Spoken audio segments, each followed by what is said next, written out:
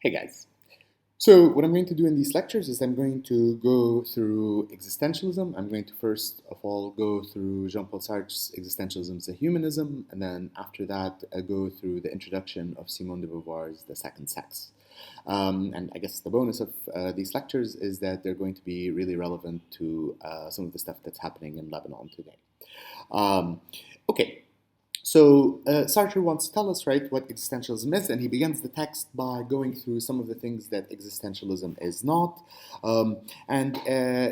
Here's one way of summarizing what existentialism is. So this is on page 23 on the right-hand side, at the end of the first full paragraph on that, on the right-hand side. He says, the first effect of existentialism is to make every man conscious of what he is, and to make him solely responsible for his own existence. And when we say that man is responsible for himself, we do not mean that he is responsible only for his own individuality, but that he is responsible for all men. So, as you can see, existentialism, one of its core ideas, is to make us responsible. And I should just note that throughout the text, Sartre uses he and man and men. He should be saying man and woman, humanity, and he or she. So, unfortunately, the text is sexist in this way, but please, hear it in that way, and I'll try to alter the text accordingly. Okay, so then the question is, how are we going to get to this point? And Sartre, one way that Sartre tries to explain this is by showing us this reversal. Instead of thinking that essence precedes existence, we should think that existence precedes essence. And the question is, what do these mean? So the essence of something is its nature.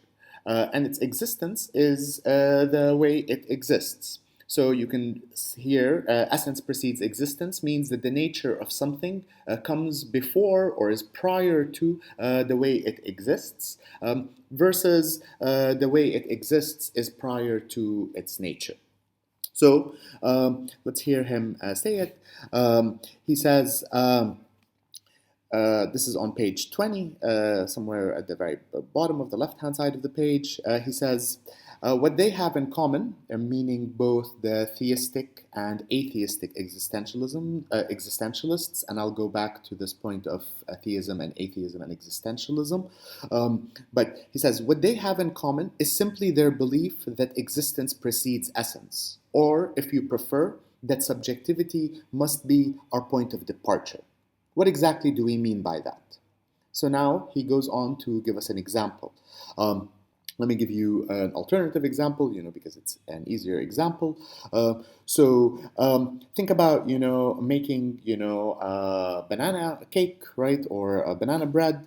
And so now, if you're about to make some banana bread, what you do is you start out, by looking at the recipe of the banana bread. You collect, the materials that you need, and then following the recipe, you combine the materials in such a way that the banana bread emerges at the very end.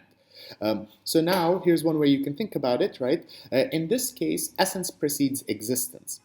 What the banana cake is, what the banana bread is that it's something that is defined prior to the actual emergence of the banana bread itself, right? Before it comes into existence, it's already there, its fundamental nature is already there, and it's there in the formula and in the ingredients. It's there already in your head.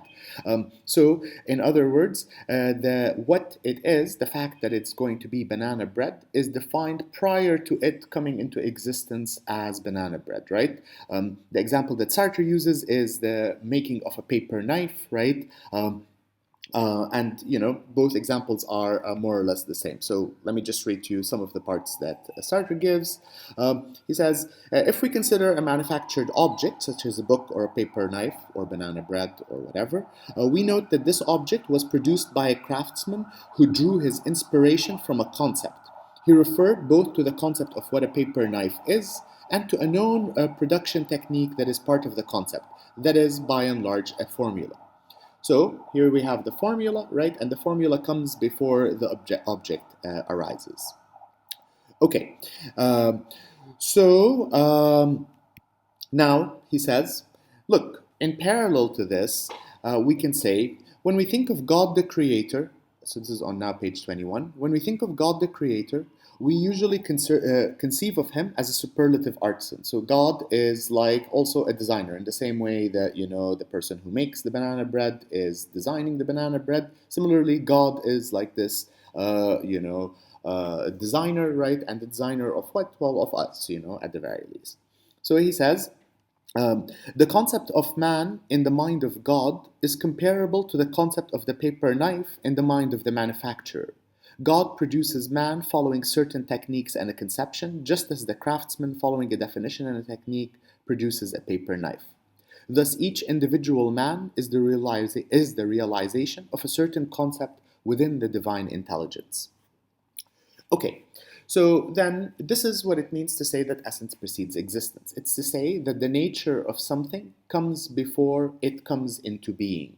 And now Sartre wants to say the following. He wants to say that in our case, right, this is different, right? For humanity, it's not that essence precedes existence. We're not something before we come into existence and then we just live out the life that something is. So you can think about, um, um, before an oak tree comes into existence, its essence is already defined, its nature is already defined by the fact that it's going to start out as an oak seed. And this oak seed means, the fact that we have this oak seed means that there's no way we're not going to get an oak tree out of this oak seed. Or similarly, the life of a cat, right? The cat is going to behave in various ways in its life. It's going to be territorial, it's going to try to mate, it's going to, want food, and so on, right? All of this is defined by its essence, right? Or its genetic material, right? So it defines the way it's going to live out its life because of the way that its nature is. Sartre wants to say it's different for us. It's not that Sartre doesn't want to say that humans have a nature, but it's that he wants to say that our nature is freedom. And his way of putting this is that existence precedes essence for us. So he says on page 22 that what do we mean by existence precedes essence? We mean that man first exists. He materializes in the world, encounters himself, and only afterwards defines himself. If a man, as existentialists conceive of him, cannot be defined, it is because to begin with he is nothing. He will not be anything until later, and then he will be what he makes of himself. Thus there is no human nature, since there is no God to conceive of it. Man is not only what he conceives himself to be, but that which he wills himself to be. And since he conceives of himself only after he exists, just as he wills himself to be after being thrown into existence, man is nothing other than what he makes of himself. This is the first principle of existentialism. So, let's see what this means. It means that Sartre wants to say that, look, any sort of definition that a human has is not given prior to the existence of this human. So a person is not brave and therefore he acts bravely or therefore she acts bravely. Rather, they act bravely and this is what makes them brave. Similarly, a student is not good because by nature they're a good student and therefore they always do well in classes. It's rather that because they work hard and they do well in classes, this is what makes them a good student. So it's a reversal of order. It's that our nature isn't what defines how we act, it's that how we act defines what our nature is. We're first thrown into existence, and at that point, we are not anything in particular. We're not brave, we're not smart, we're not good, we're not kind, we're not honest, we're not dishonest, we're not, evil, we're not any of these things. It's our actions that are going to define how these things are.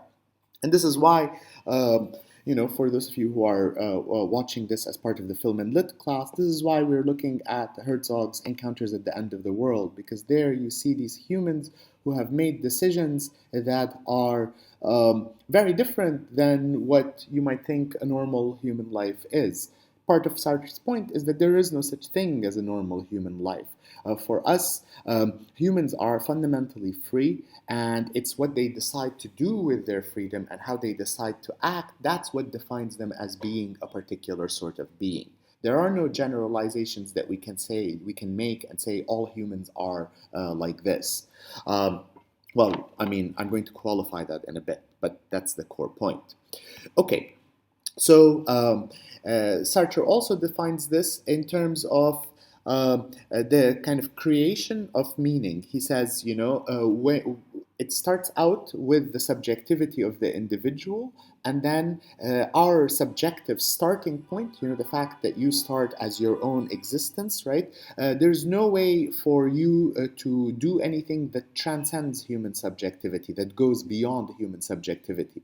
Rather, it's your decisions that make things a particular way. It's not God's decisions. It's not, science's decisions or nature's decisions. None of this stuff defines us fully. What defines us fully is the choices that we make in our life. Okay, so we can get really clearer on all of this stuff by looking at these three concepts. So Sartre says, by understanding that existence precedes essence rather than essence preceding existence, we can understand these three core concepts, which are anguish, abandonment, and despair.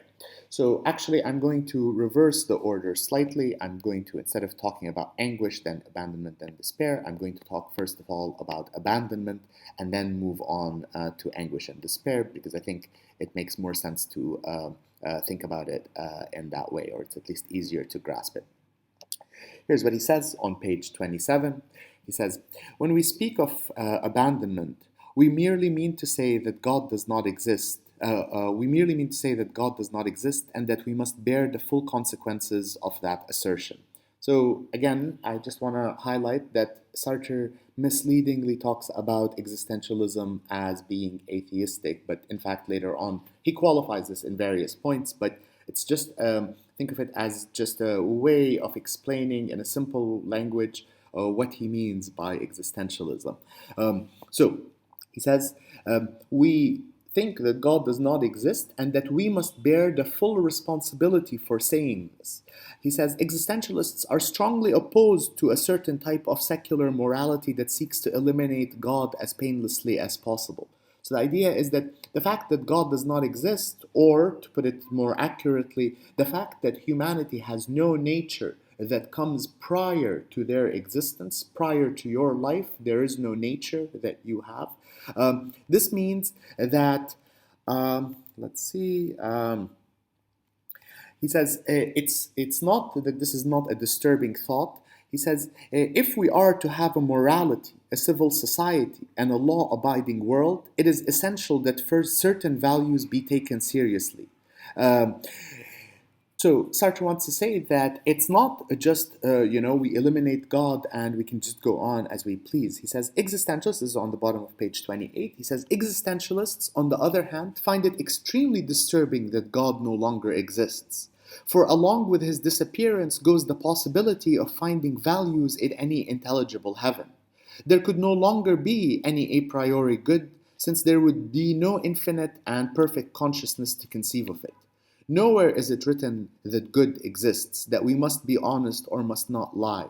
So, since we are on a plane shared only by humans, Dostoevsky once wrote, if God does not exist, everything is permissible. This is the starting point for existentialism. Indeed, everything is permissible if God does not exist, and man is consequently abandoned, for he cannot find anything to rely on, neither within nor without. A little bit later, he says, first, he finds that there are no excuses. For if it is true that existence precedes essence, we can never explain our actions by reference to a given and immutable human nature. In other words, there is no determinism. Man is free, man is freedom.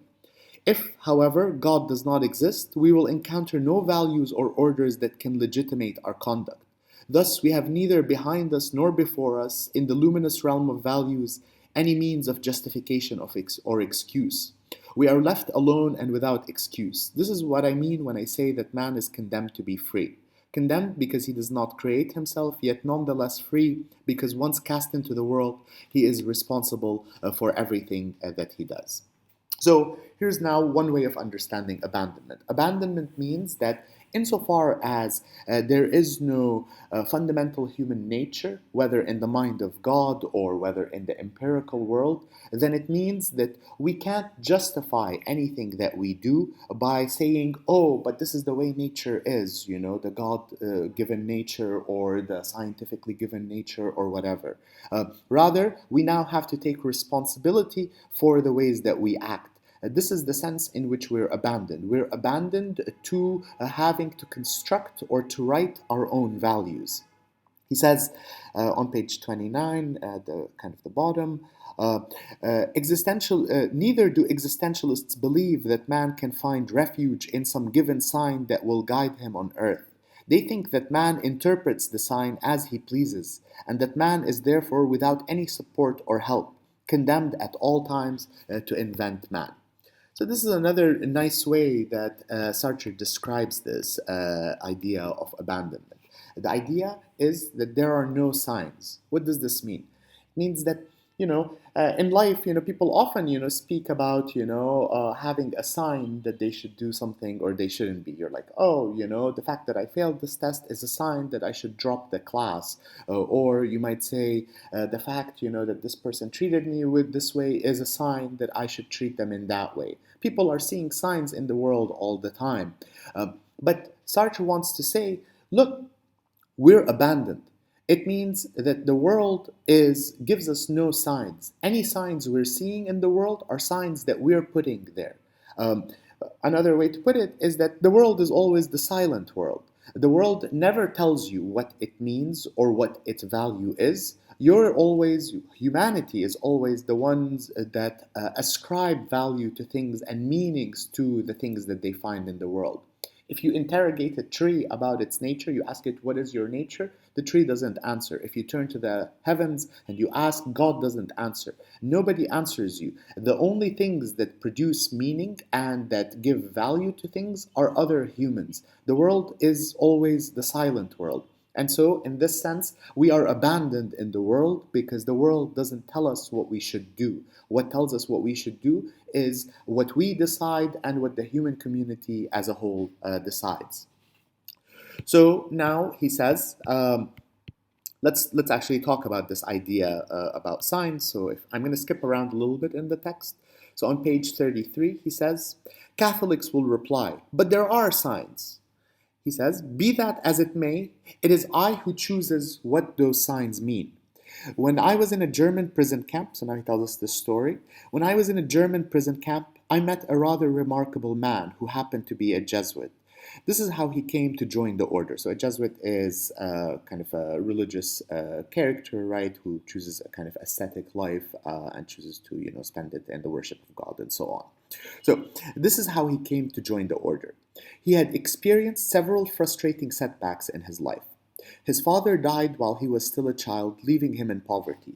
But he was awarded a scholarship to a religious institution where he was constantly reminded that he had been accepted only out of charity. He was subsequently denied a number of distinctions and honors that would have pleased any child. Then, when he was about 18 years old, he had an unfortunate love affair that broke his heart. Finally, at the age of 22, what should have been a trifle was actually the last straw. He flunked out of military training school. This young man had every right to believe he was a total failure. It was a sign. But a sign of what? He could have sought refuge in bitterness or despair. Instead, it was very clever of him. And it was very clever of him. He chose to take it as a sign that he was not destined for secular success and that his achievements would be attained only in the realms of religion, sanctity, and faith.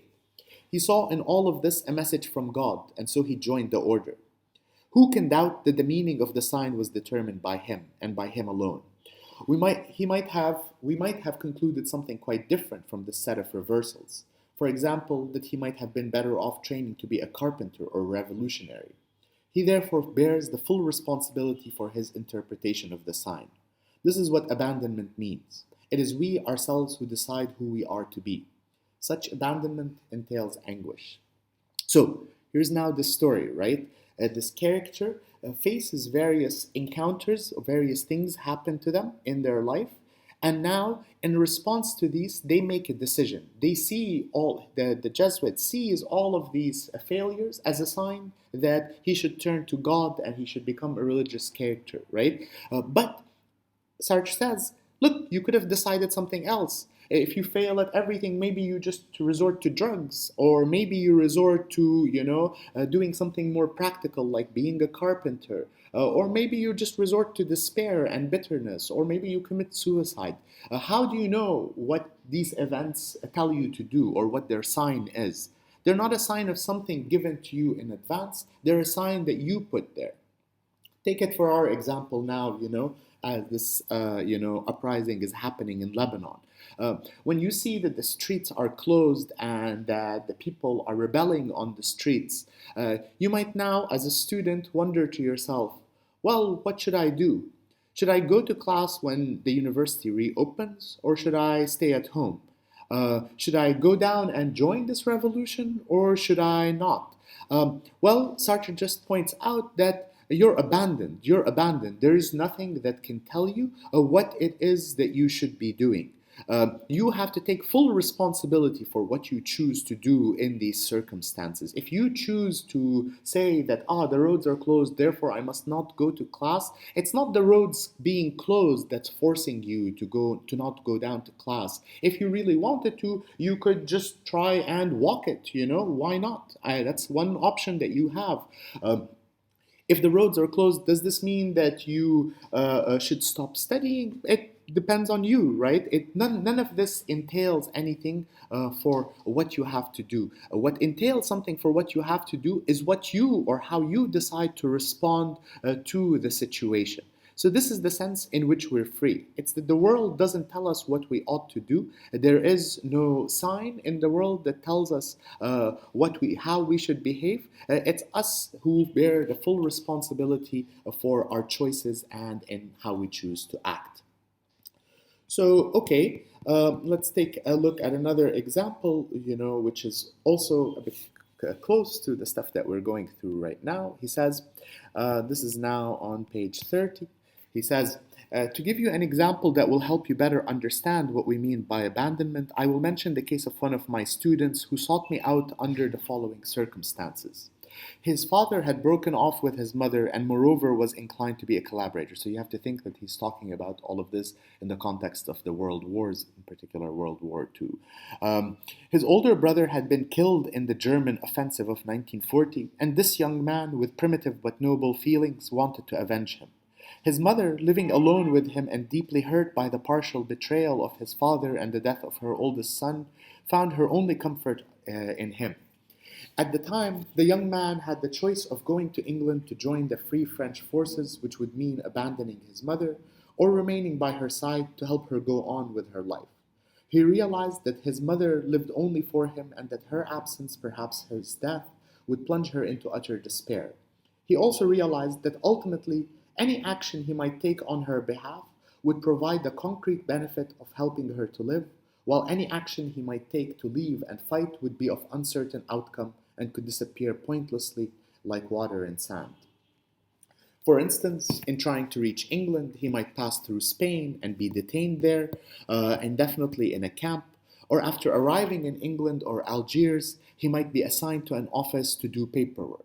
He was therefore confronted by two different modes of action, one concrete and immediate, but directed towards only one individual, the other involving an infinitely vaster group, a national core, yet more ambiguous for that very reason, and which could be interrupted before being carried out.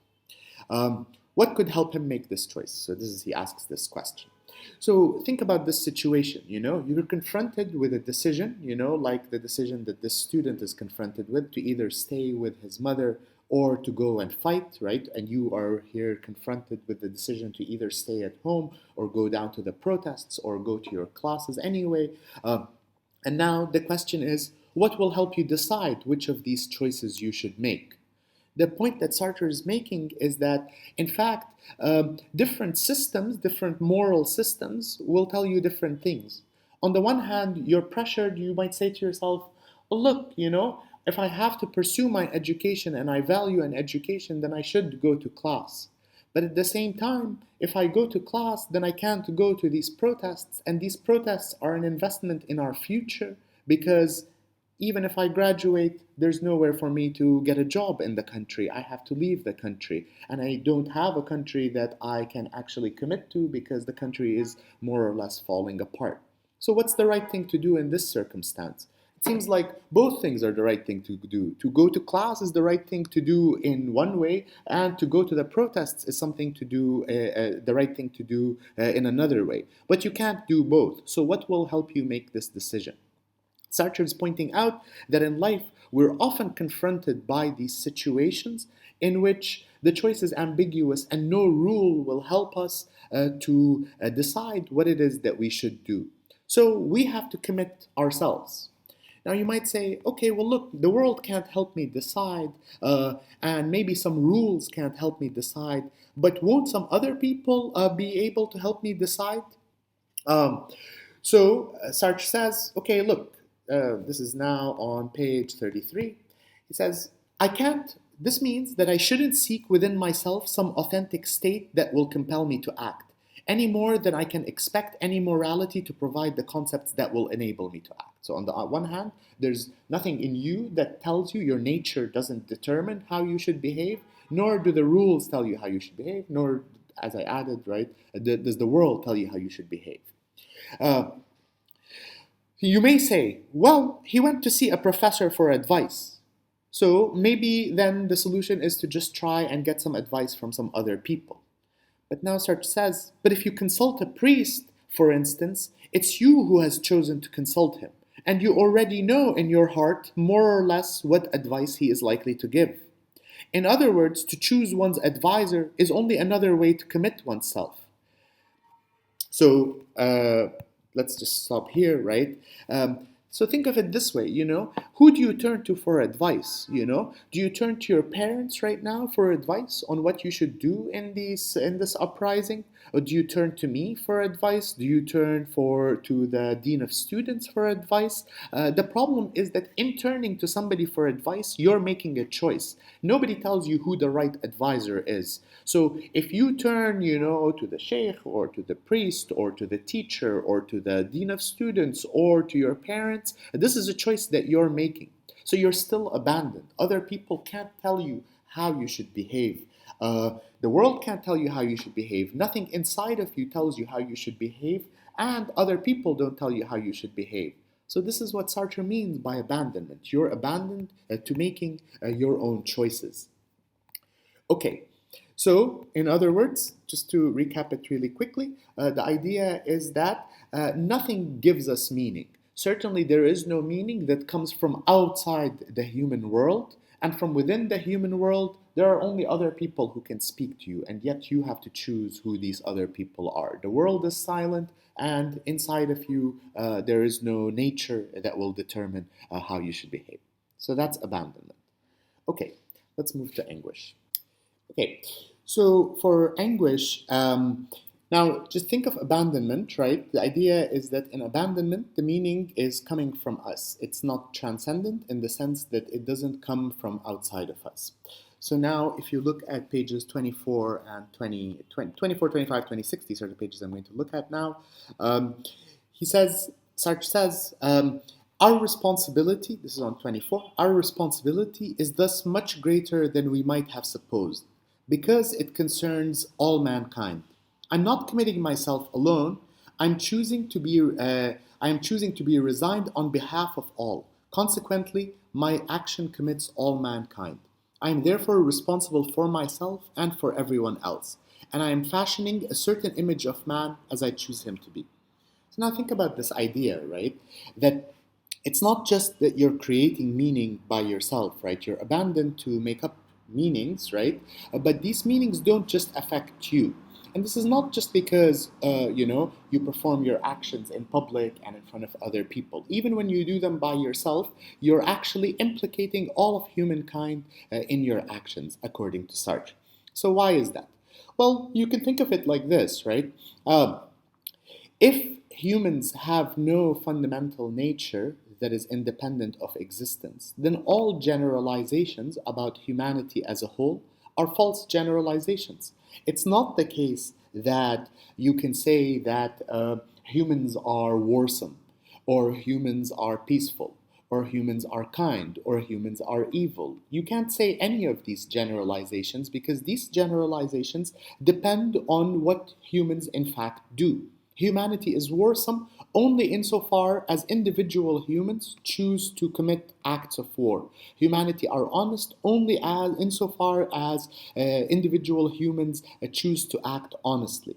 So you can think of it like this, say, I am this way, so I am honest, and I'm a human, right? And so this reflects on all of humanity. Insofar as I'm a human and an honest human, then we can genuinely say some humans are honest. And if all humans were to choose honesty, then we can say humanity is honest. So your actions implicate, they set up an ideal for everybody else. It's not even when you do something privately, by doing it privately, imagine that you commit an act of dishonesty privately. That still means that humanity commit acts of dishonesty. It's not about who knows it, it's about what the truth is. So this is the sense in which Sartre thinks that our actions actually implicate everybody else. So in choosing, you're not just choosing for yourself. You're choosing, or you're fashioning a certain image of humankind. Your actions implicate humanity as a whole. And now, anguish is the experience that we get, right, in light of this fact. So he says, what do we mean by anguish? This is now on page 25.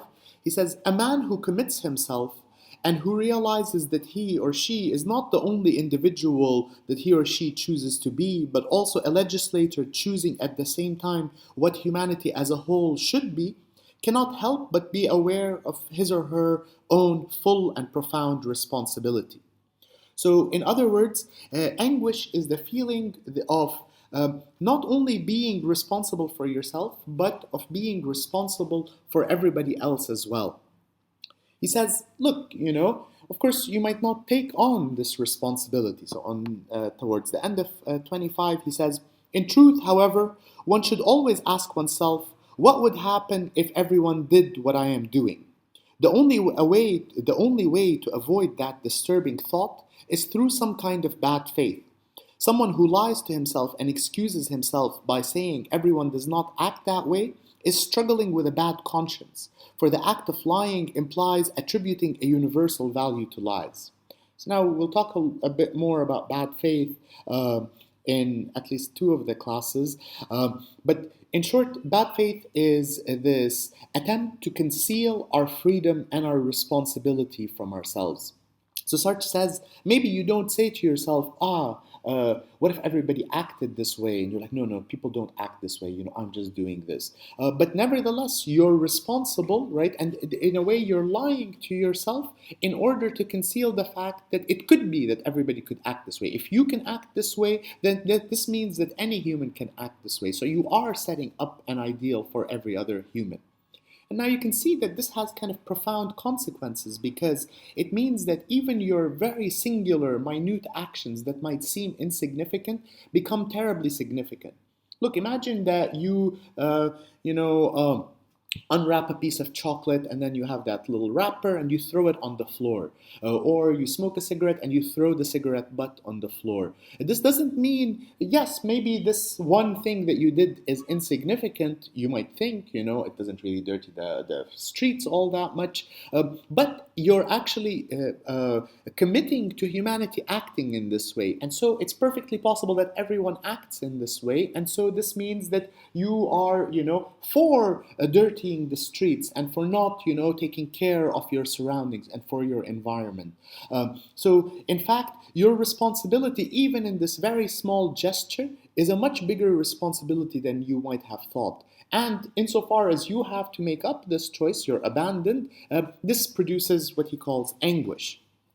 And now he gives us this nice example, and here you can start to see, that Sartre, although he very often talks about existentialism as if it's atheistic, it's not necessarily atheistic. In fact, even a theist can be an existentialist, but they have to change the way they commit to their theism. So he gives us the example of Abraham. So this is the prophet, right? Um, um, and now he says, look, let's talk about the anguish of Abraham. Here's what the story says. This is the story of Abraham, right? So just to tell you the story is that Abraham is commanded by God to sacrifice his son, right? And now here's now Sartre describing this. He says, an angel orders, this is now on page 26, an angel orders Abraham to sacrifice his son. This would be okay provided it is really an angel who appears to him and says, thou, Abraham, shalt sacrifice thy son. But any sane person may wonder first whether it is truly an angel, and second, whether I am really Abraham.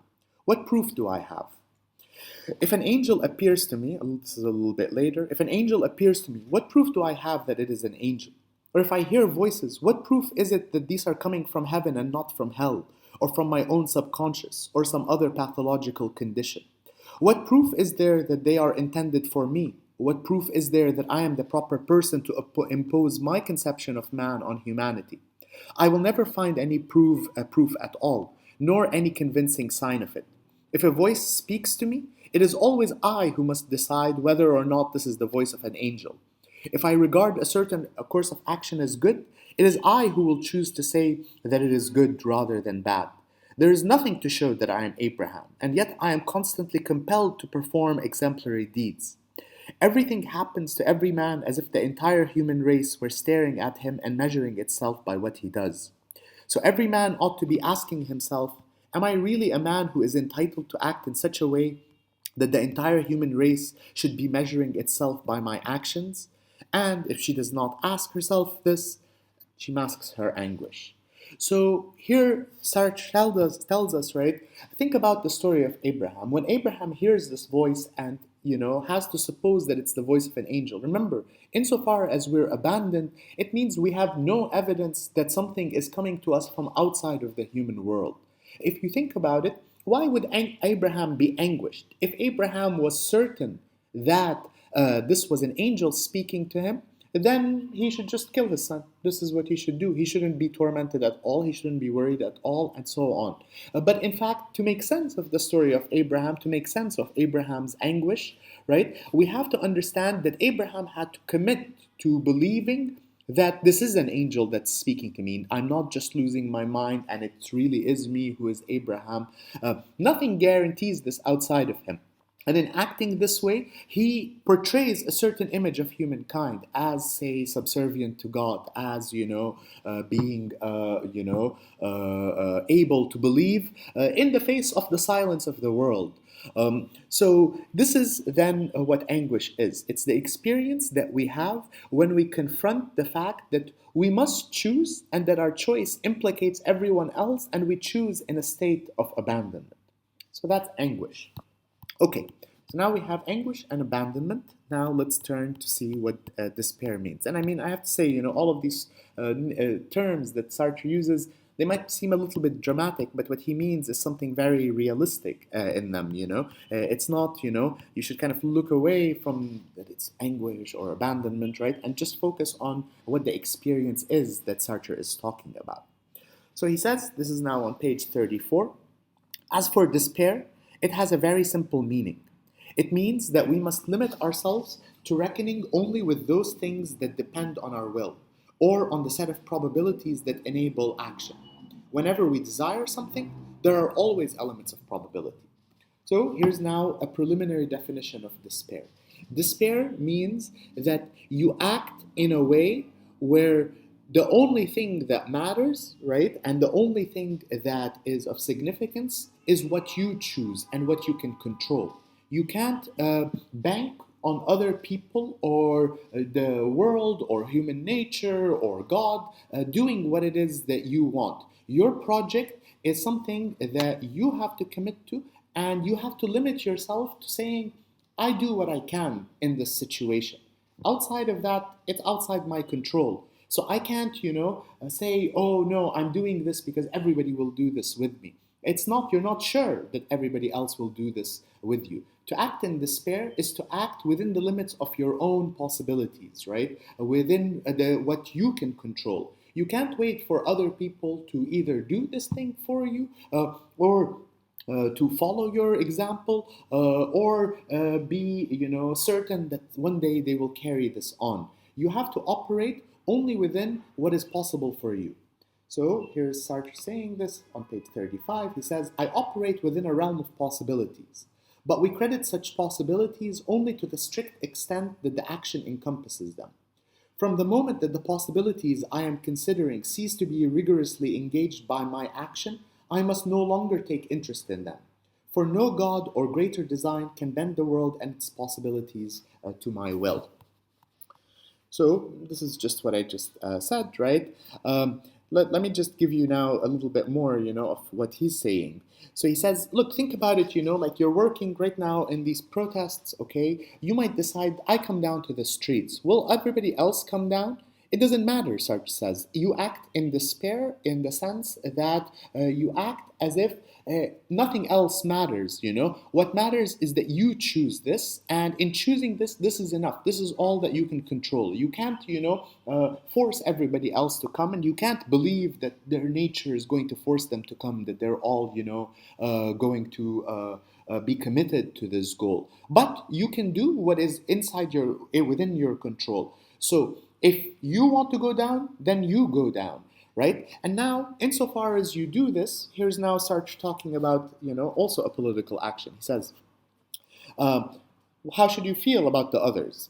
He says, inasmuch as they are committed, as I am, to a definite common cause in the solidarity of a party or a group that I can more or less control, that is to say, that I joined the group as a militant and so that its every move is familiar to me, in that context, counting on the solidarity and will of this party is exactly like counting on the fact that the train will arrive on time or that the trolley will not derail. But I cannot count on men whom I do not know based on the faith in the goodness of humanity or in humanity's interest in society's welfare, given that man is free and there is no human in which I can place my trust.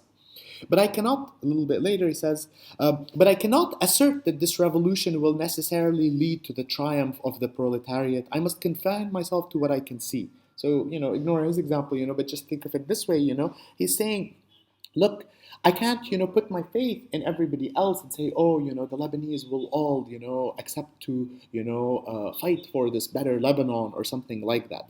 But what I can do is I can act. And I can count on my friends insofar as, I know what they're like and, we're all agreeing on this project. But in the end, I can only count on them as much as I can control, right? If I can convince them, then maybe this is, within my control. But I can't just count on complete strangers to be doing what it is that I'm doing. I have to commit to what I'm doing because I'm committed to it. This is what it means to act as if there is no hope, but to act as if there is no hope outside of yourself is still to take on the full responsibility of what you're doing. You don't go down to a protest because others are going down to a protest. You go down to a protest because you're committed to going down to them. So he says, look, tomorrow after my death, men may choose to impose fascism, while others may be cowardly or distraught enough to let them get away with it. Fascism will then become humanity's truth, and so much the worse for us. In reality, things will be what men have chosen them to be. What humans is better. Okay, he says. Okay, so let's actually stop here. For this idea of this. Okay.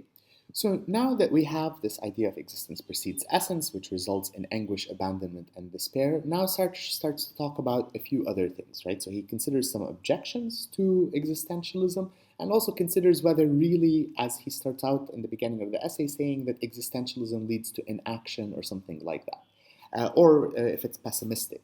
And now he says, look, in fact, existentialism is neither pessimistic nor does it lead to quietism. It actually forces you to act, right? Because even to choose nothing is still to make a choice. You have no choice but to choose. This is what he means that we're condemned to make choices.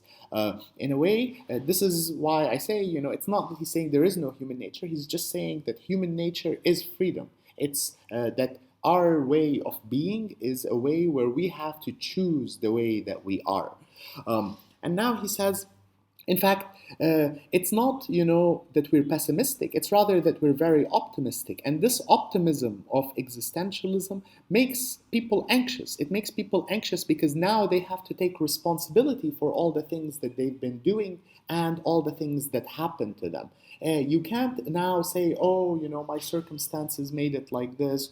Oh, I had no choice because somebody else forced me. You have to take a full responsibility for the way that you're acting. He says, look at some of the stuff he says on page 37. He says, man is nothing other than his own projects. He exists only to the extent that he realizes himself. Therefore, he is nothing more than the sum of his actions, nothing more than his life. In view of this, we can see clearly, we can clearly understand why our doctrine horrifies many people. For they often have no other way of putting up with their misery than to think, circumstances have been against me. I deserve a much better life than the one I have. Admittedly, I have never experienced a great love or extraordinary friendship, but this is because I have never met a man or a woman worthy of it. If I have written no great books, it is because I never had the leisure to do so. If I have had no children to whom I could devote myself, it is because I did not find a man with whom I could share my life. So we often excuse ourselves by saying the circumstances banned us from being a particular way. But Sartre says you can't say this. You actually have to take full responsibility for the way that you chose to be in light of the circumstances that you encountered. He says, a man commits himself, this is at the end of 37, a man commits himself and draws his own portrait outside of which there is nothing. So in a way, there's something kind of, it's like you're drawing the image of yourself, according to the existentialists. And so, in this sense, it's a philosophy of optimism because it means that you are free to draw what image you want of yourself. How you think of yourself and how you act, these are things that are up to you. He says, in fact, people would rather the opposite because they're afraid of their own freedom or afraid of confronting the fact that the choices are up to them. They would rather believe that they have a nature, for instance, a cowardly nature, and this is what justifies their cowardice, or that they have, a studious nature, and this is what justifies that they always study, and so on, because it gives them this ease of thinking that I can't be other than how I in fact am. Existentialism says you can always be different. If you choose to be, you can be. And you can take on the steps that are required to achieve this. So look, I'm going to temper all of this later on when we talk about some other issues. But for now, let's just kind of stick with what Sartre is saying. So he says, look, maybe you have a temperament, but you don't have a temperament that dictates how your behavior is. He says people would prefer to be born a coward or born a hero rather than have to achieve heroism through their own actions or cowardice through their own actions. And so, he wants to kind of put an emphasis on the importance of our commitments in our life. Insofar as there's nothing to tell us how we should commit, then there's nothing outside of the things that we choose. Okay, so I started out by saying I'm going to talk about the objections, but I think I won't talk about the objections. What let's talk about them, in our discussion sessions if we decide to talk about them. What I do want to do is talk a little bit about the relationship between existentialism and believing in God, because this is something that Sartre kind of obscures in the way that he writes his essay. Let me just find the pages. So page 53, at the bottom, in the last paragraph on page 53, he says, existentialism is not so much an atheism in the sense that it would exhaust itself attempting to demonstrate the non-existence of God. Rather, It affirms that even if God were to exist, it would make no difference. This is our point of view. It's not that we believe that God exists, but we think that the real problem is not one of God's existence. What humanity needs is to rediscover itself and to comprehend that nothing can save it from itself, not even valid proof of the existence of God. In this sense, existentialism is optimistic. It is a doctrine of action, and it's only in bad faith, in confusing their own despair with ours, that Christians are able to assert that we are without hope. So here, what is Sartre saying? He's saying, look, it's not about, whether God in fact exists or not. The idea is that even if God exists, you as the religious believer, you can't say, I believe in God because God exists and, the Quran or the Bible or the Old Testament tells me so. You have to say, it's because I believe in this text and I choose to commit myself in this way. That's why I believe in God. I believe in God because of my own commitment, not because of God's existence. And this puts a responsibility on you, a responsibility that you wouldn't have if you lied to yourself and said, oh no, God exists and I have no choice but to obey God's commands. Because there you're pinning it on God. You're saying it's God who is justifying my actions. So now when I treat somebody in a good way or when I treat somebody in a bad way, I do this because God says so, not because I choose to. But this is violence, right? Think about, the person who sends some people to war in the name of God and then says, it's not me who killed them, it's God who killed them. This is somebody who doesn't take responsibility for what they're choosing. What they're choosing is their choice. And when they convince other people, that's on them, not on God. So this is the sense in which existentialism is atheistic. It's not atheistic in the sense that it commits to saying God doesn't exist. It just puts the responsibility of you believing or disbelieving in God's existence solely in your own hands. And so you have to take responsibility. If you choose to live a life that's religious, then this is a choice that you're making. And if you choose to live a life that's irreligious, this is also a choice that you're making. In both cases, you have to carry the responsibility for your actions. Okay, so look, there's definitely stuff that's still worth saying, but I won't say it here. Let's just leave it to the discussion session. And what I'm going to do now is I'm going to switch to talking about Simone de Beauvoir's Introduction to the Second Sex. Okay, so on to Simone de Beauvoir.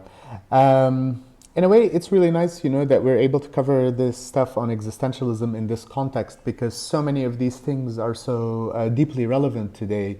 Not only is, Sartre's existentialism and this idea that existence precedes essence is really what we see today, in Lebanon is really almost like unconscious recognition of this fact that the Lebanese finally are recognizing that Lebanon mish hek, Lebanon is not necessarily like this.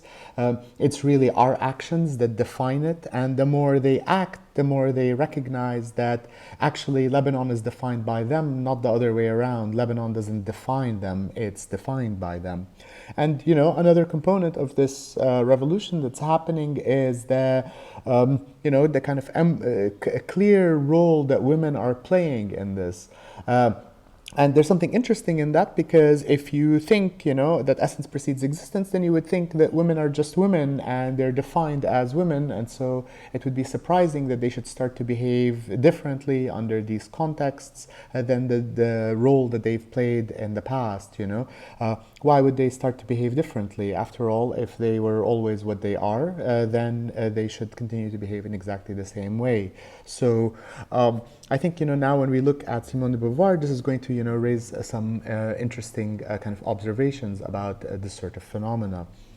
Okay, so basically what I'm going to do is I'm going to kind of approach this text in the same way that I approached Sartre's text. I'm going to read quotations from the introduction and then comment on them. So Simone de Beauvoir begins her text by saying, so this is on page 13, "For a long time I have hesitated to write a book on women. The subject is irritating, especially to women, and it is not new. Enough ink has been spilled in quarreling over feminism, and perhaps we should say no more about it. And see, here you see Simone de Beauvoir highlighting that there's something kind of a little odd about her introducing this book, and it's supposed to be a book on women. On the one hand, there's always been women, so it's not like it's a new topic. And you might also think that enough has been said about feminism. Of course, at her time, she might say this, we might say this even more at our time. But nevertheless, I think that this text still has something to offer.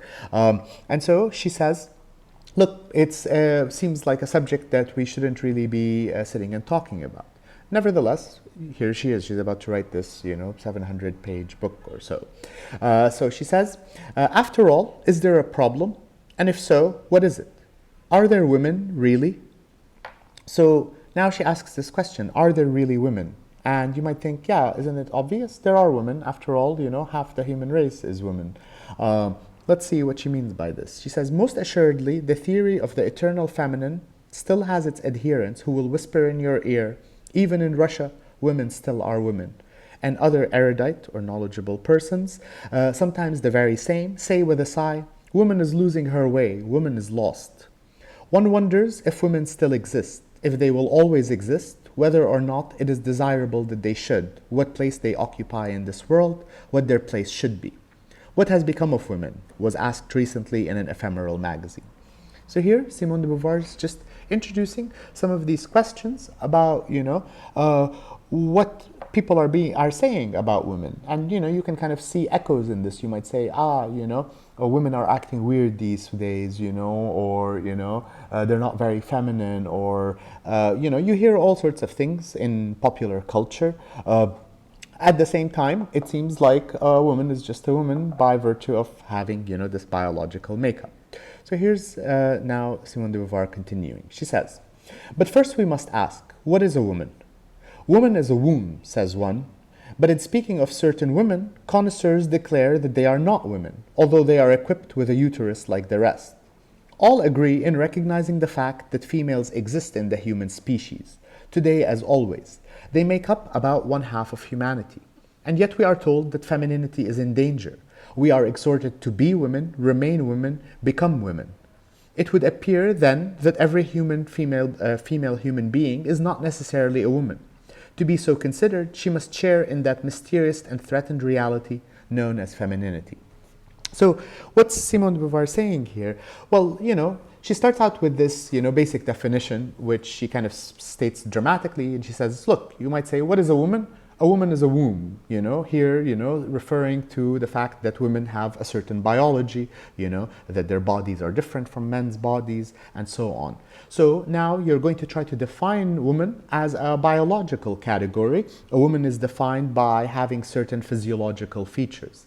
But at the same time, people say things like, you should act like a woman, you should, little children, are told, oh, this is not how a girl acts, this is how a girl acts, don't do that, that's not, very feminine, or do that because it is feminine. So you might now wonder, if woman is a biological category, how is it that we're able to say these things? After all, it seems that no woman can lose her uterus or her, body parts just spontaneously. So then how is it that we're telling a woman who has a uterus, right, that you should be a woman? How can she not be a woman, you might wonder.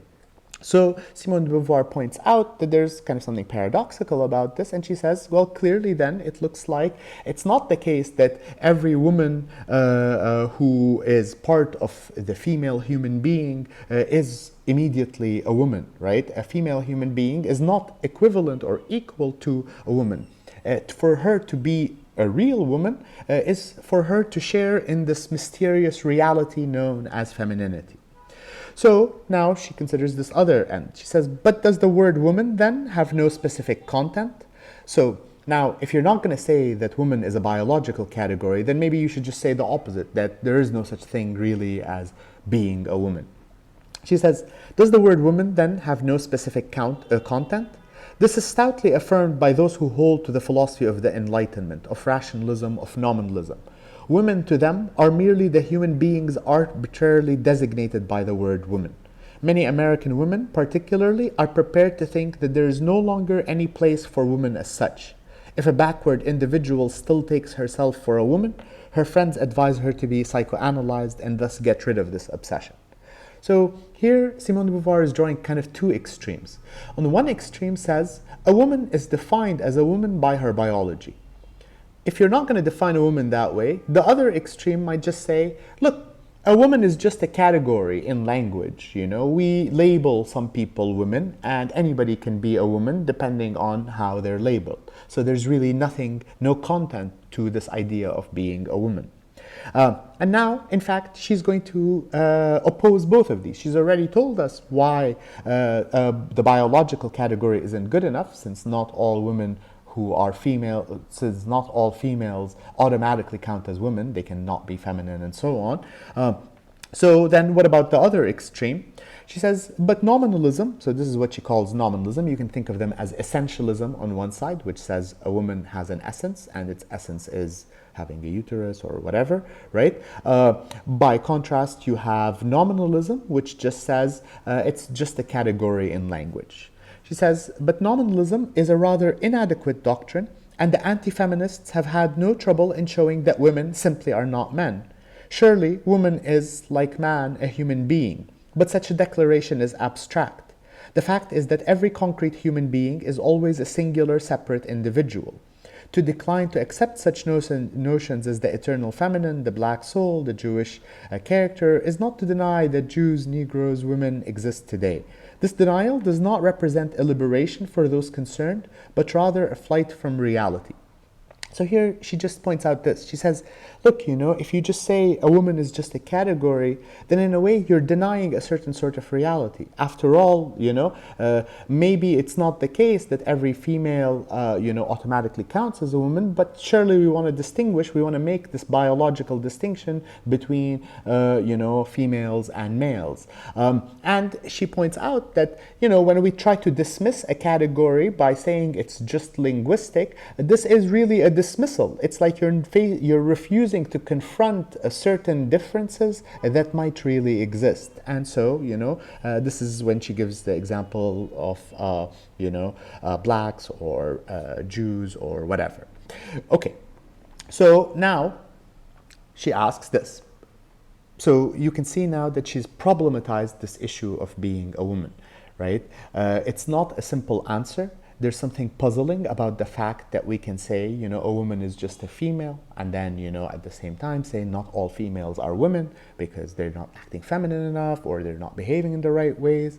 So there seems to be another component to what a woman is.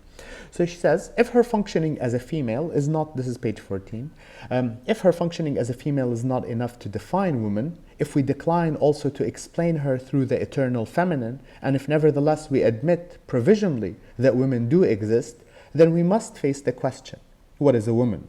So we're not getting rid of the category altogether. At the same time, we can't collapse it into the biological. So now we really do have to ask the question, what is a woman? To state the question is, to me, to suggest at once a preliminary answer. The fact that I ask it is in itself significant. A man would never set out to write a book on the peculiar situation of the human male. But if I wish to define myself, I must first of all say, I am a woman. On this truth must be based all further discussion. So here, things are a little bit different today, because we've already kind of moved forward in feminism, and we might say, oh no, there is a kind of room for this question, what is a man? But you have to see, here's what she's saying. She's saying, look, the fact that I even pose this question is itself is itself of significance. The fact that I ask, what is a woman? She says, a man wouldn't begin by saying, by trying to define himself as a peculiar situation in being a man. By contrast, a woman does, and she says, if I'm going to speak, I have to start by saying I am a woman, and on this, all other things I say are built. She says, continuing, a man never begins by presenting himself as an individual of a certain sex. It goes without saying that he's a man. The terms masculine and feminine are used symmetrically only as a matter of form, as on legal papers.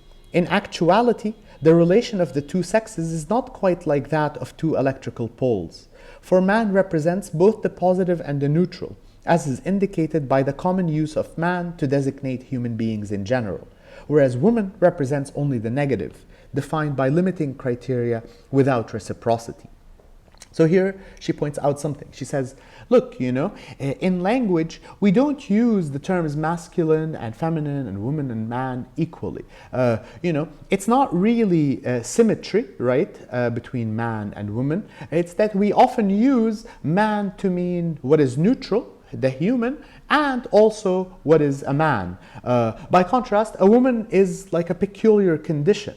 It's like, if you take the two poles of positive and negative, and then you have the zero, man is both the zero and the positive, and then woman is the negative, right? She is highlighted as being of that sex. So, she says, in the midst of an abstract discussion, it's vexing to hear a man say, "You think thus and so because you're a woman. But I know that my only defense is to reply, I think thus and so because it is true, thereby removing my subjective self from the argument. It would be out of the question to reply, and you think the contrary because you're a man. For it is understood that the fact of being a man is no peculiarity. A man is in the right in being a man. It is the woman who is in the wrong." So here she highlights that, very often you do hear this. You still hear this today. Somebody says, oh, you're saying this because you're a girl, or you're saying this because you're a woman. So it's like being a woman is a peculiar condition. The woman doesn't have the chance to, or doesn't have the opportunity to respond and say, well, you think the opposite because you're a man. She can say, oh, I think this because it is true. Again, things are a little bit different today, but it's still common, for people to say, no, she says this because she's a woman, right?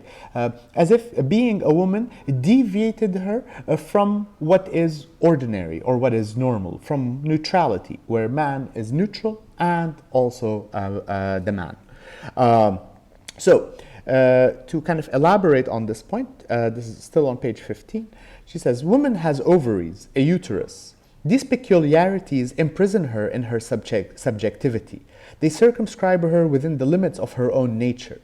It is often said that she thinks with her glands. Man superbly ignores the fact that his anatomy also includes glands, such as the testicles, and that they secrete hormones.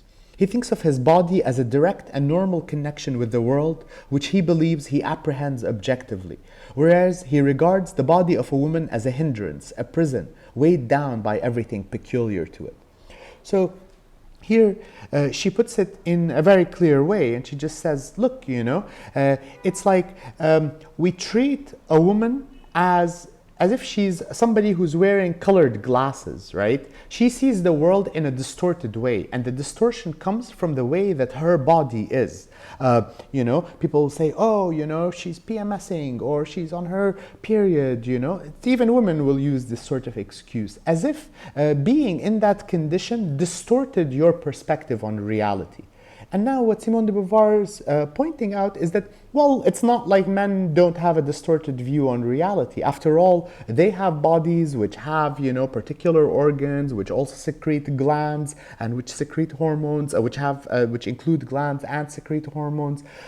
So, in a way, both of them, if anything, have a distorted perspective on what is objectively the case. But it's not often treated in this way. It's often treated as if a man has a neutral perspective. He wears normal glasses which allow him to see reality. His body is a transparent piece of glass that allows him to see objectivity as it is, where a woman has a distorting piece of glass in front of her, and so her situation is always called into question by the peculiarity of her bodily condition.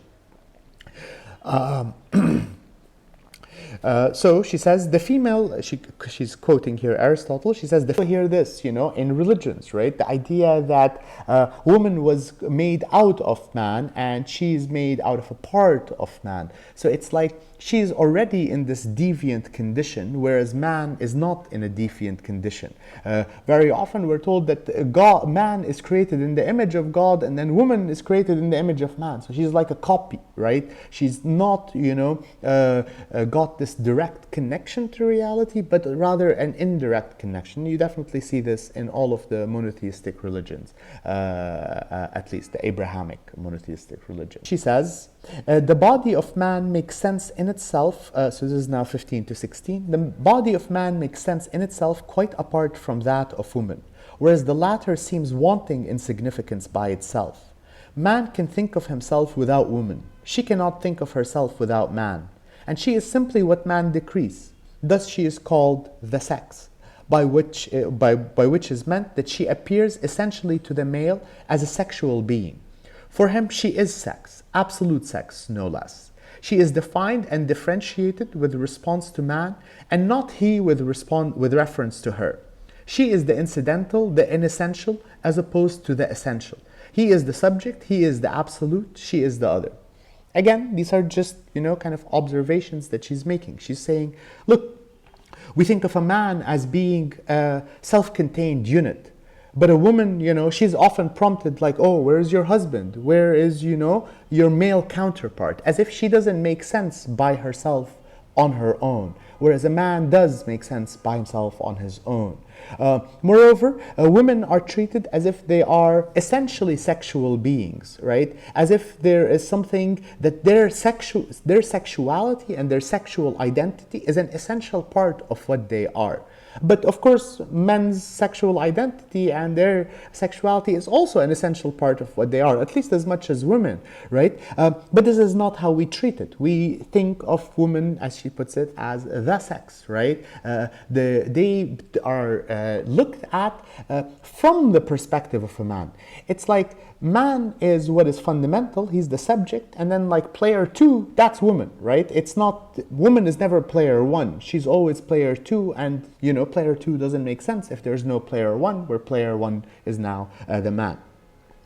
But as she points out now, she says, look, so you have the subject, okay, who is the absolute, and then there's the other. So you have this distinction between self and other. And now she says, okay, well, but the category of the other is as primordial as consciousness itself. Otherness is a fundamental category of human thought.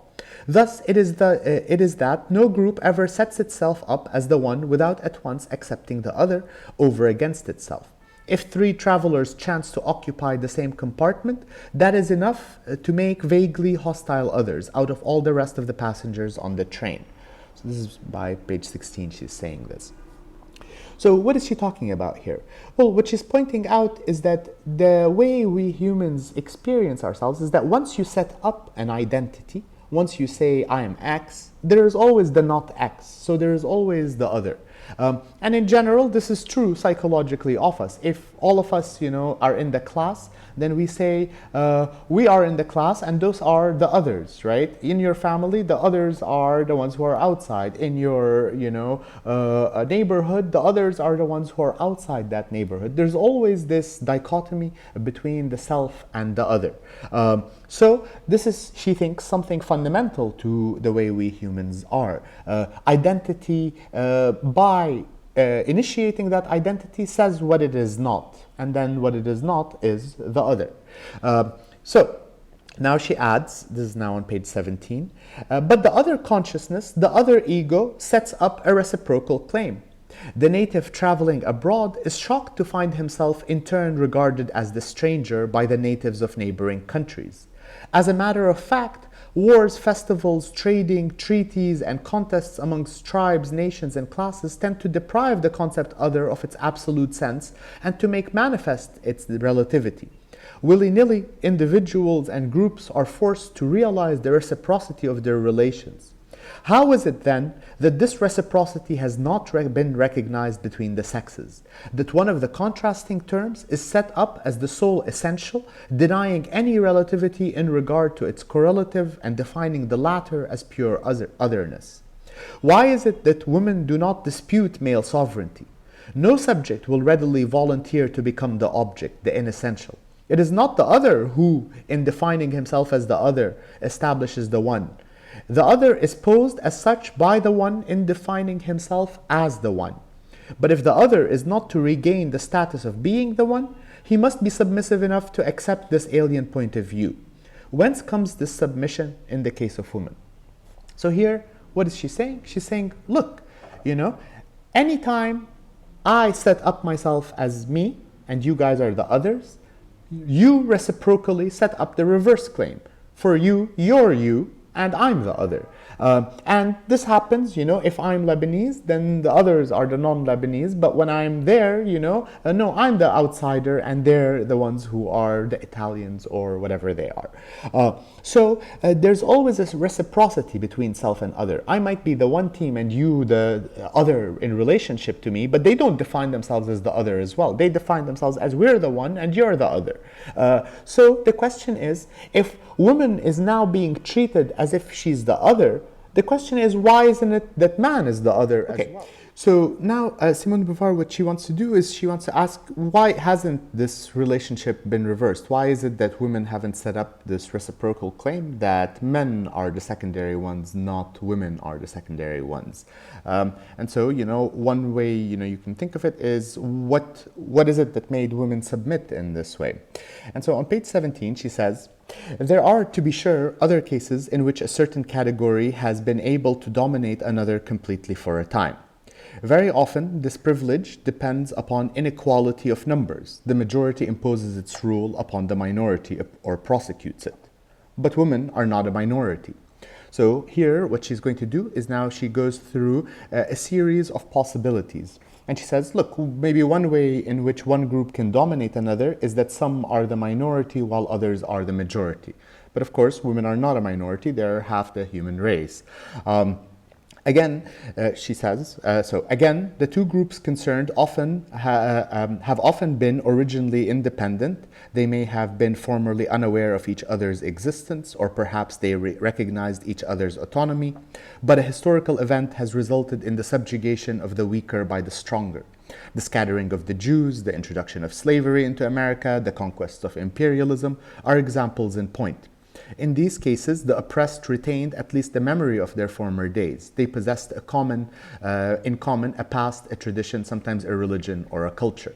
So in other cases, she says, look, it can happen historically. It can be that one group dominated another, but then the other, had once upon a time a history. Maybe they were once upon a time equal.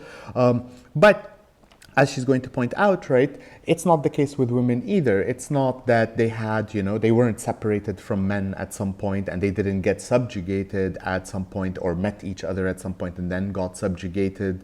There wasn't like a historical event in which, women were introduced to men and then became the inferior ones and so on. So she says, this is now still on page 18. The parallel drawn by Bebel between, so Bebel is some character that she knows or that she's referring to. The parallel drawn by Bebel between women and the proletariat is valid in that neither ever formed a minority or a separate collective unit of mankind. And instead of a single historical event, it is in both cases a historical development that explains their status as a class and accounts for the membership of particular individuals in that class. But proletariats have not always existed, whereas there have always been women. They are women in virtue of their anatomy and physiology. Throughout history, they have always been subordinated to men, and hence their dependency is not the result of a historical event or a historical change. It was not something that occurred. A little bit later, she says, if woman seems to be the inessential, which never becomes the essential, it is because she herself fails to bring about this change. Proletarians say we, and Negroes also, regarding themselves as subjects, they transform the bourgeois, the whites, into others. But women do not say we, except at some congress of feminists or similar formal demonstration. Men say women, and women use the same word in referring to themselves. They do not authentically assume a subjective attitude. So here she says a couple of things. First of all, she says, look, it's also not, it's not a single event, but there's kind of like, think about the proletariat. So these are like a certain socioeconomic class.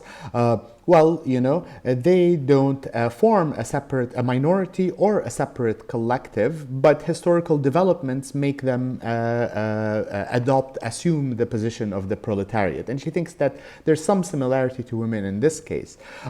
But She says, look, the proletariat have not always existed, but women have always existed. So it's not like you can say there was a historical event or a particular social change that formed the category of women.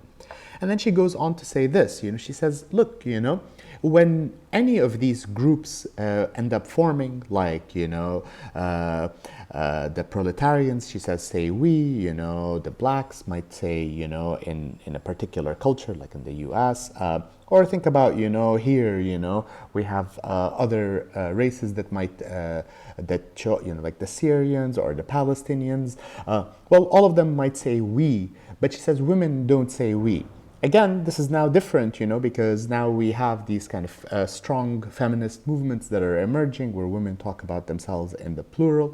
But here, she's talking a little bit earlier in time, and she says, look, they only talk about we, or they use this term only in these kind of very formal settings.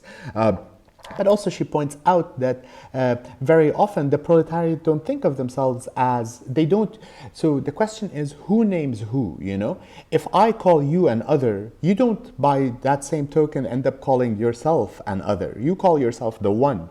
So she says men call women women, and then women call themselves by that very same name.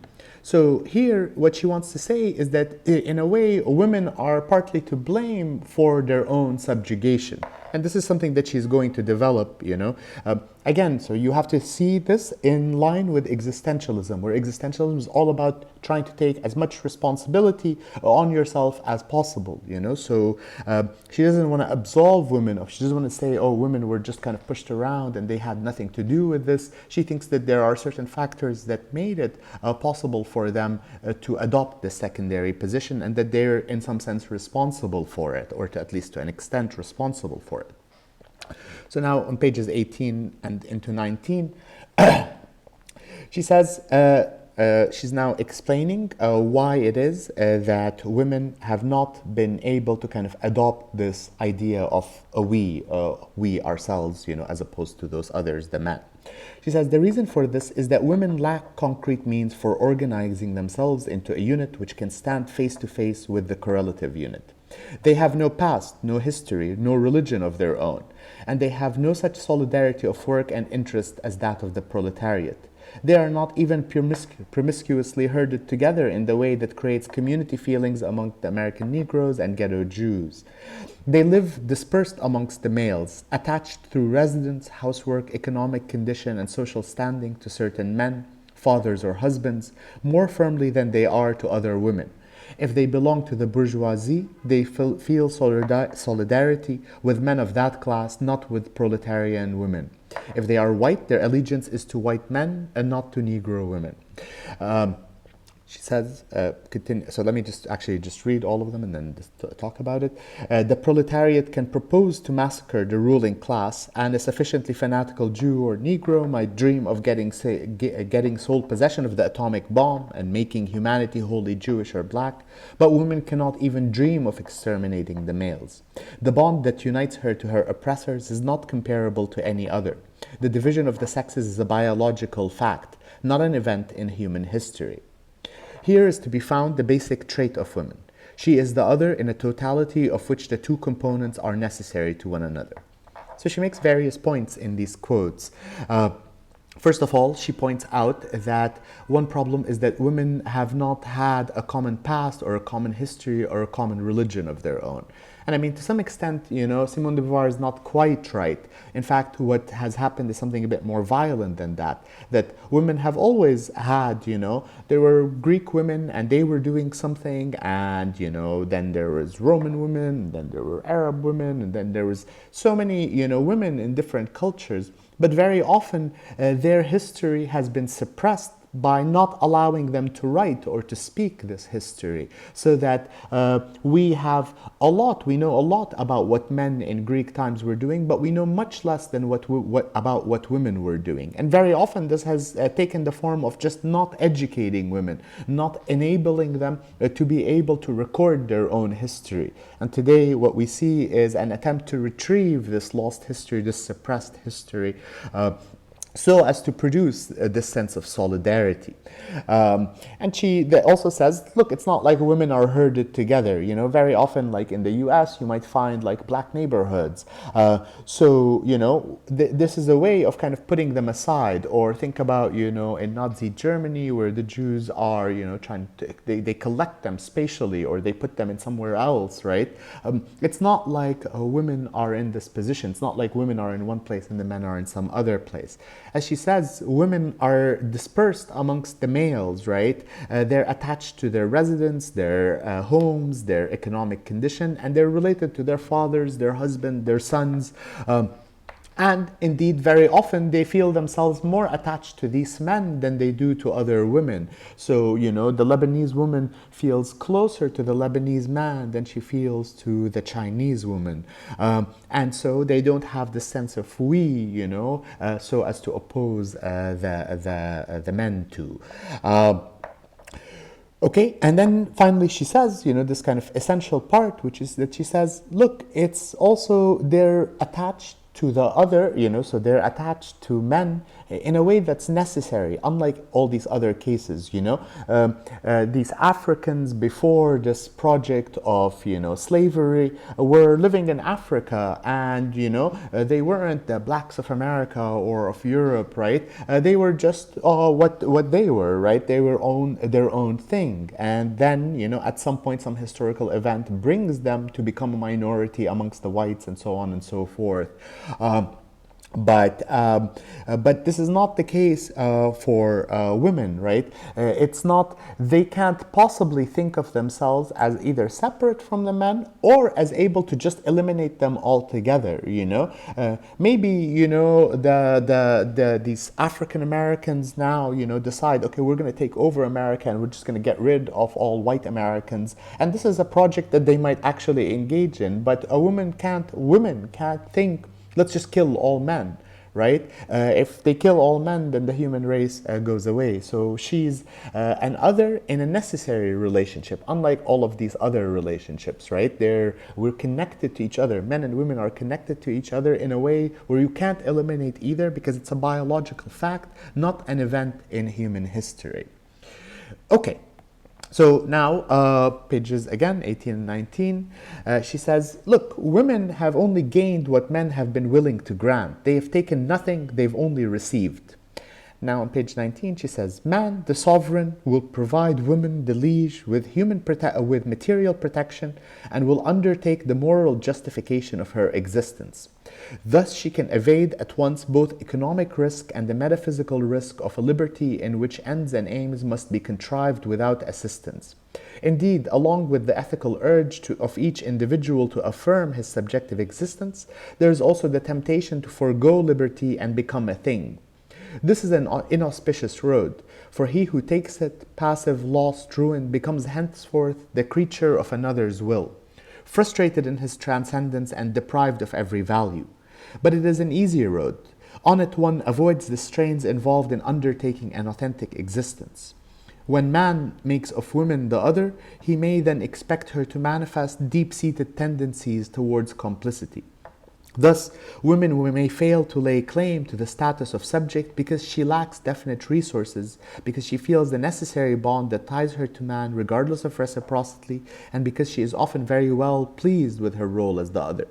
So here, you know, Simone de Beauvoir again wants to highlight that, of course, there's all these factors. You know, this is not a contingent relation. This is not something that happened at, one particular event in history. That maybe, women have been interspersed across the men, and so they can't feel like a common grouping to themselves. But also she points out that, although every human seeks freedom, right, or seeks to be a free individual, they also have kind of like this opposite tendency, which is the tendency to avoid taking responsibility. This is what Sartre had called bad faith, for their own freedom. You can think of it as like, the sort of comfort that one might feel in childhood when you just, what do you do or what do you think? You think whatever mom and dad think. And as long as they think this, they take care of you existentially. They tell you how you should think about yourself, but they also take care of you materially. They pay for you. You don't have to work. You don't have to think about who am I really.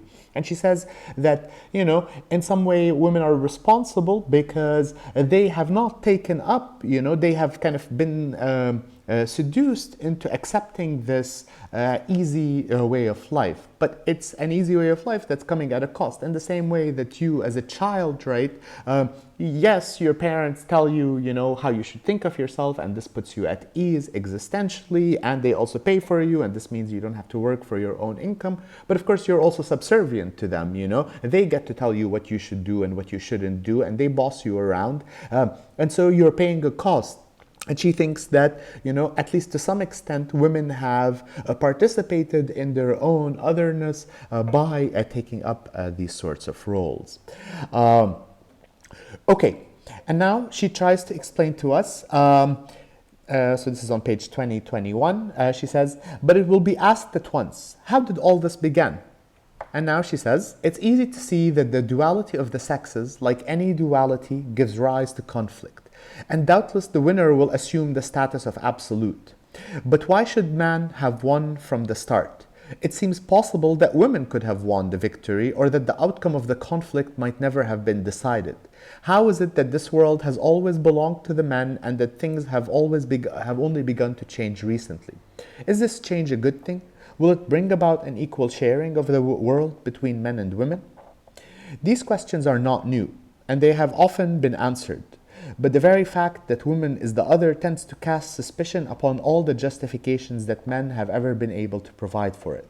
These have all too evidently been dictated by men's interests. So here she's saying a few things, right?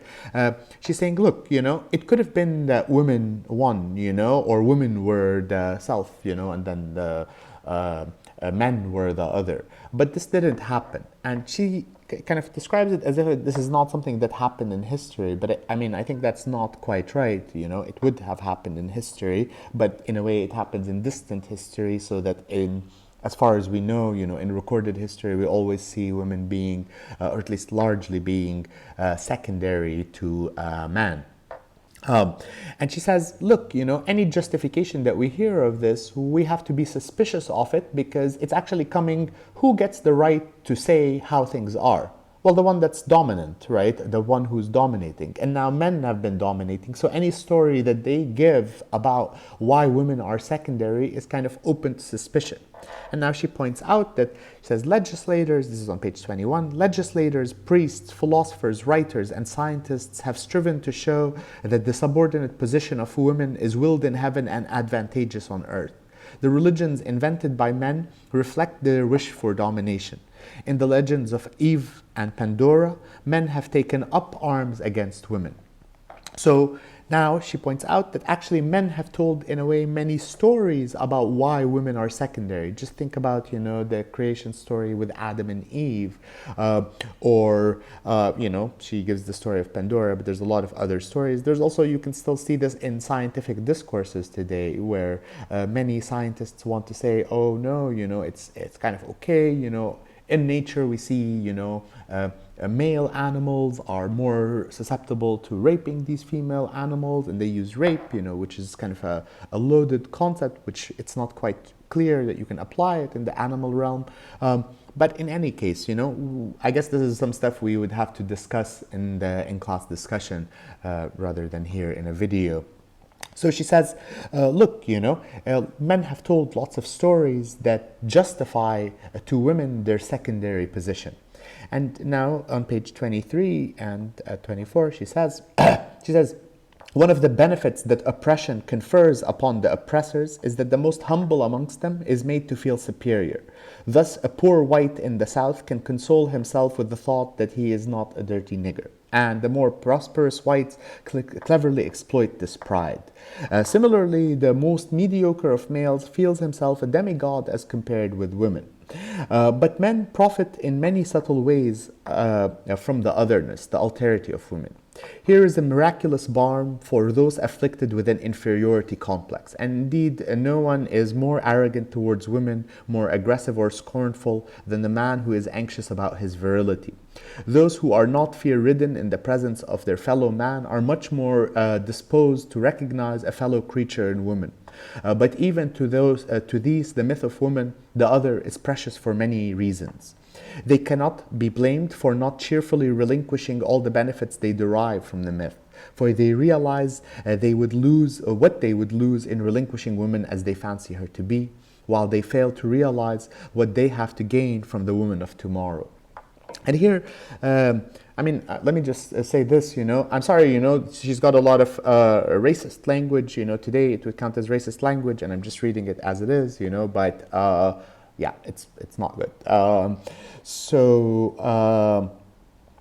What I wanted to say is that she points out that actually men have kind of an incentive in continuing to tell these stories where women become subservient in some way, because it allows them a feeling of superiority even when they're in a position of weakness. So as she points out, the lowest man can be the lowest amongst the men, but he can still say to himself, well, at least I'm not a woman. And sure enough, if you look at like the history of religions, philosophy, and so many different areas, you see this sort of discourse occurring, right? It's like, as long as I'm not a woman, I'm of value, and this is something useful to have somebody below you all the time. And as she points out, in fact, the weaker you are as a person, as a man, right, the more you're disposed to treat women badly, because you have something to prove, and you can't prove it against these other men, so then you try to prove it, in your relationship to these women. Think about, like a really weak person might feel that they're, might go on to abuse a cat, for instance, and they abuse the cat because the cat can't fight back against them, but they can't fight against any man since they're the weakest of the men. They might just pick on a creature that is weaker than them. And in a way, what she's saying is that the stories that men have told have all been stories that try to justify why women are, in principle, inferior to men.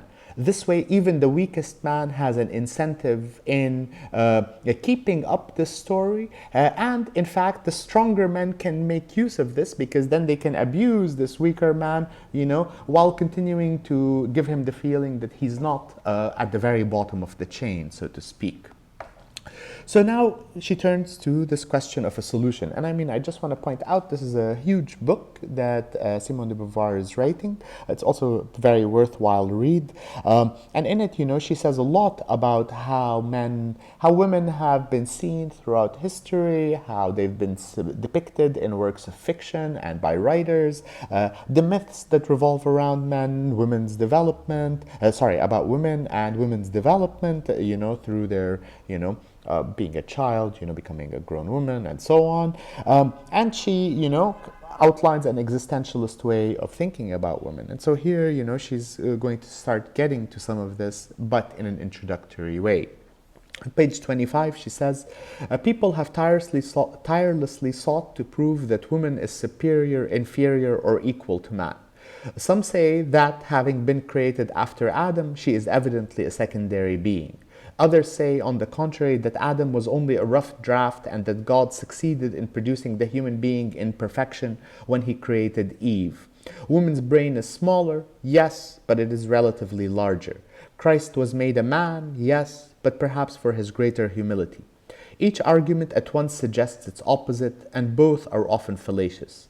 If we are to gain understanding, we must get out of these ruts. We must discard the vague notions of superiority, inferiority, equality, which have hitherto corrupted every discussion of the subject, and start afresh. So she's now not happy with this discourse of who's superior. Oh, women are really superior to men, or men are really superior to women, and so on.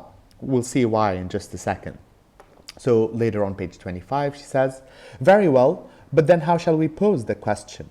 And to begin with, who are we to propound it at all? Man is at once judge and party to the case, but so is woman.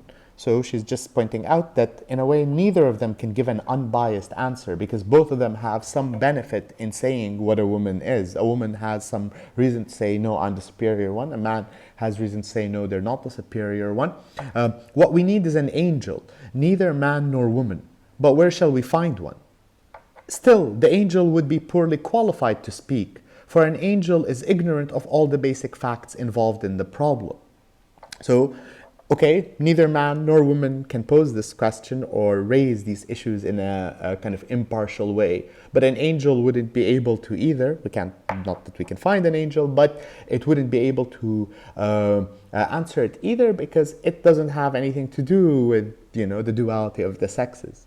She says, with a hermaphrodite, we shall be no better off, for here the situation is most peculiar. The hermaphrodite is not really the combination of a whole man and a whole woman, but consists of parts of each and is thus neither.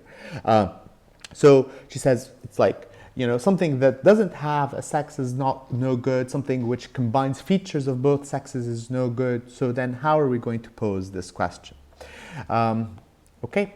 A bit later, she says, many problems appear to us to be more pressing than those which concern us in particular, and this detachment even allows us to hope that our attitude will be objective. Still, we know the feminine world more intimately than do the men because we have our roots in it. We grasp more immediately than do men what it means to a human being to be feminine, and we are more concerned with such knowledge. I have said that there are many pressing problems, but this does not prevent us from seeing some importance in asking how the fact of being women will affect our lives. What opportunities precisely have been given us and what withheld? What fate awaits our younger sisters and what directions should they take? It is significant that books by women on women are in general animated in our day less by a wish to demand our rights than by the effort towards clarity and understanding.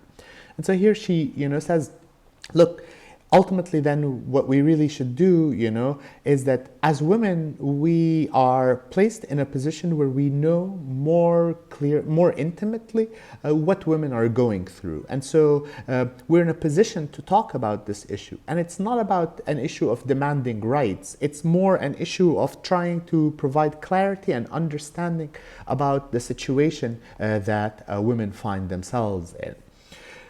A little bit later on page 27, she says, every individual concerned to justify his existence feels that his existence involves an undefined need to transcend himself, to engage in freely chosen projects. Now, what peculiarly signalizes the situation of woman is that she, a free and autonomous being like all human creatures, nevertheless finds herself living in a world where men compel her to assume the status of the other. They propose to stabilize her as object and to doom her to imminence, since her transcendence is to be overshadowed and forever transcended by another ego which is essential and sovereign. The drama of woman lies in this conflict between the fundamental aspiration of every subject, who always regards the self as the essential, and the compulsions of a situation in which she is the unessential. How can a human being in woman's situation attain fulfillment? What roads are open to her? Which are blocked? How can independence be recovered in a state of dependency?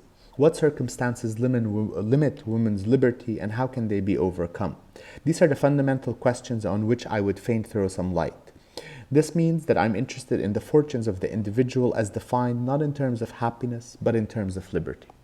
And here she's now already setting up, these questions which she really wants to address from the perspective of existentialism, which means that it's not about, what will make women happy, but rather what will make women free.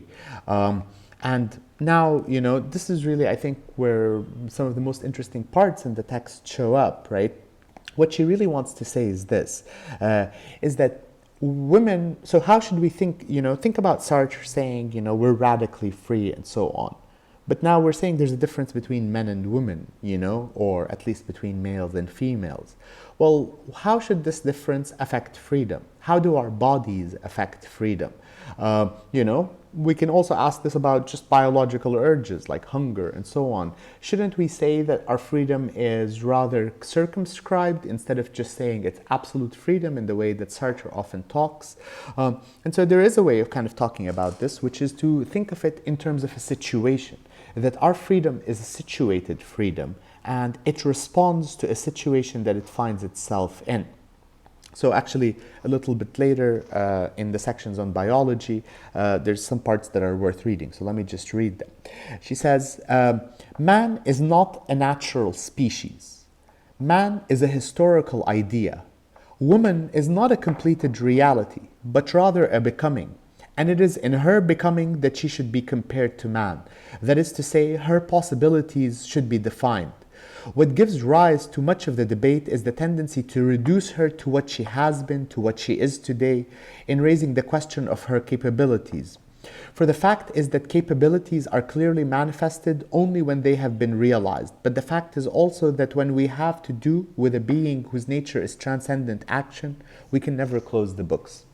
So here, she actually kind of says the point that Sartre was saying, that in fact, what we should understand is that women do not have a nature, right? If they had a nature, then we would be able to say, here's what they've been, and here's what they always will be. But insofar as women are free, they are a project in the same way that men are a project. Humanity is a project of defining itself, and so women are in exactly the same position. They can define themselves. Let's read on, She says, nevertheless, it will be said that if the body is not a thing, it is a situation, as viewed in the perspective I'm adopting. It is the instrument of our grasp upon the world, a limiting factor for our projects. Woman is weaker than man, she has less muscular strength, fewer red blood corpuscles, less lung capacity, she runs more slowly, can lift less heavy. So he says, look, let's just say, okay, but you might now say, if we're just going to talk about it in terms of freedom, why not say, but okay, aren't there some facts like, women tend to be smaller than men, maybe they have less muscles. It doesn't matter whether these facts are, so she takes these to be facts. Whether they are or not, I'm not sure. We would need a biologist to tell us today. But she says, don't these facts affect to what extent we're free as men and women?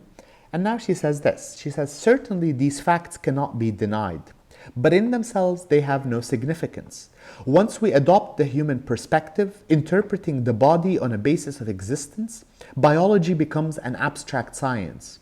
Whenever the physiological fact takes on meaning, this meaning is at once seen as dependent on a whole context. The weakness is revealed as such only in the light of the ends man proposes, the instruments he has available, and the laws he establishes. Okay, so let me just kind of say a little bit about what she means here. She's saying that even if you have facts, facts don't tell you anything about how you should value or how you should think about these facts. How you should value and how you should think about these facts is dictated by what our projects as humans are. So she says, if man does not wish to seize the world, then the idea of a grasp on things has no sense. When in this seizure the full employment of bodily power is not required above the available minimum, then differences in strength are annulled. Whenever violence is contrary to custom, muscular force cannot be a basis for domination. In brief, the concept of weakness can only be defined with reference to existentialist economic and moral considerations. As with her grasp on the world, this is a little bit later, as with her grasp on the world, it is again impossible to measure in the abstract the burden imposed on women by her reproductive function. The bearing of maternity upon the individual life, regulated naturally in animals by the oestrus cycle and the seasons, is not definitely prescribed in women. Society alone is the arbiter. The bondage of women to the species is more or less rigorous according to the number of births demanded by society and the degree of hygienic care provided by pregnancy and childbirth. So what's she saying here? Well, basically what she's pointing out is that you might say, okay, but women are weaker than men, She's saying, look, you can't say weaker. You can say, she has less muscular mass. But why would muscular mass matter? Well, it matters if you need to be pushing each other around. But if it's not okay to push each other around, then it doesn't matter who has more muscular mass. If today in our world, we need to type things on computers, that doesn't require you to have any muscular mass. You just have to have some fingers. And indeed, you might think that if a woman's fingers are smaller than a man's fingers, then maybe she's better suited to using a cell phone because she can type more smoothly on the smaller keyboard. The idea is that things are assigned goodness or badness, weakness or strength only in accordance with the projects that we have. Similarly, you might say, but women have to, rear children, and so this takes time and so on. Well, do they have to rear children? It depends. Today, when we have overpopulation, it might seem that women shouldn't have so many children. And indeed, today we have also good medical procedures, so not many of a woman's children die. When we didn't have many good medical procedures, many children died, and so a woman might have had to give more births, and we didn't have overpopulation, so she might have had to give more births, and we were having more wars, and so on. But these are all things that are being assigned by our project. It's not like women have to give birth, nor do they have to be strong, nor do they have to have a lot of muscular mass, nor do they have to. Nothing has a value in itself. A bigger brain is not valuable unless you think that being smart is needed. More muscular strength is not needed, is not something valuable unless you want to push things around. Being more capable of fighting is only valuable if you want to fight. And so on. So she's pointing out that here's one way you can think about a woman. We can think about human bodies, but a woman's body in particular, is that the body doesn't dictate a certain way that women have to be. Humans have some things that are facts about them, but the facts don't dictate what values we should have and what we should or shouldn't value. If we're fighting, then it matters, whether one of us is weaker than the other. But if we think that fighting is the wrong thing to do, which we do, then this shouldn't be relevant at all to how we treat another person, morally consider them, and so on. So, in other words, Simone de Beauvoir, like Sartre, is trying to separate the world of facts, which are things that we don't really control, from the values that we place on these facts and the meanings that we give them. These things come from us. There isn't a nature because our nature is defined by how we think of the particular situations that we find ourselves in. Okay, so honestly, I feel a little bit bad about these lectures because I feel like so much of this is, on the one hand, Simone de Beauvoir is in some ways outdated, and it's worth saying how she's outdated, and there's some ways that she isn't, But I shouldn't just say Simone de Beauvoir, Also, Jean-Paul Sartre is in a situation where some of the things that he says seem like they're not quite right, and we should really talk about these. But unfortunately, since this is not a discussion session, I can't do that. But hopefully you guys will get a chance to watch this, and then we'll sit and we'll talk about some of these elements. We'll also talk, for those of you who are in film and lit, about the movie that I assigned to watch with this discussion on Simone de Beauvoir and also on Jean-Paul Sartre. Okay.